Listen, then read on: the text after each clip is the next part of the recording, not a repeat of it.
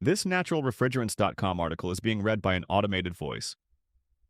ATMO America, M&M Carnot, outlines advantages of CO2 for data center cooling by J.O. Haroldson, published July 9, 2026. With 10 years of experience in CO2-based data center cooling in North America, M&M Carnot, a subsidiary of Johnson Controls, outlined the refrigerant's advantages and key market trends in a presentation at Atmosphere America Summit 2026. M&M Carnot has deployed over 260 CO2 systems for data center cooling, including 200 computer room air conditioners, CRAC, 41 chiller/heat pumps, and 20 in-row AC units, said Vice President of Sales John Miranda during a presentation on commercial HVAC market trends. The event, organized by Atmosphere, publisher of naturalrefrigerants.com, took place June 2nd to 3rd in Tarrytown, New York. In suitable climates, we can run in free cooling mode, said Miranda while referencing heat pumps.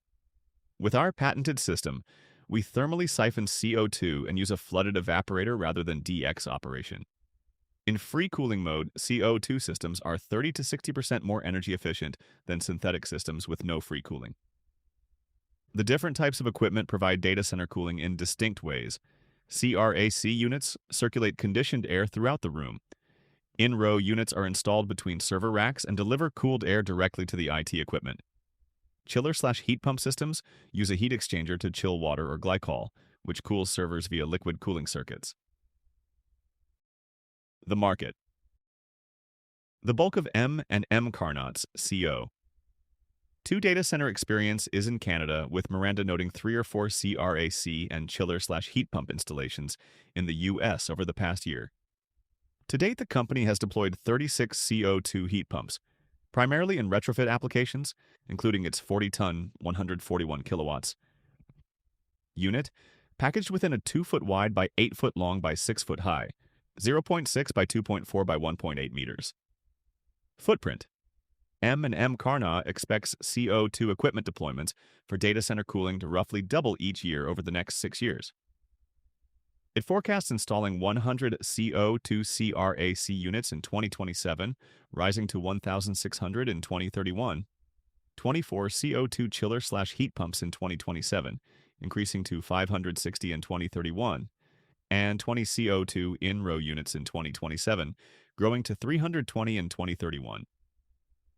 If you look at the installed base of data centers today, I would say 50% are nearing end of life with synthetic refrigerant CRAC and chiller systems, Miranda said.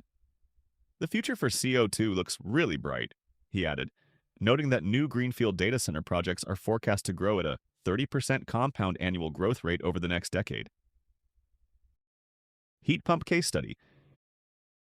In heat pump installations, a 3-way valve enables switching between heat recovery for space heating and free cooling modes. When the heat demand is satisfied during the winter months, the CO2 circulates passively to a roof-mounted air-cooled gas cooler, providing compressor-free cooling for the data center. Miranda highlighted a recent CO2 installation for an 80-ton, 281 kilowatts telecom data center that reuses waste heat as part of a retrofit replacing synthetic refrigerant chillers and natural gas boilers. 2 40-ton units were installed back-to-back, supplying 44 to 56 degrees Fahrenheit, 13 to 17 degrees Celsius, chilled water for IT equipment cooling, and 109 to 131 degrees Fahrenheit, 43 to 55 degrees Celsius. Hot water for 85.3 tons, 300 kilowatts, of space heating. The system achieves a heating COP of about 2.8. As data center operating temperatures continue to go up, it allows us to do more free cooling, Miranda said, noting that when M&M Carnot first began cooling these facilities, it typically worked with water temperature in the 40s degrees Fahrenheit, 4 to 9 degrees Celsius, while some applications today run as high as 75 degrees Fahrenheit, 24 degrees Celsius. In addition, splitting the cooling load between 2 heat pumps allows one unit to recover heat for space heating, while the other provides free cooling,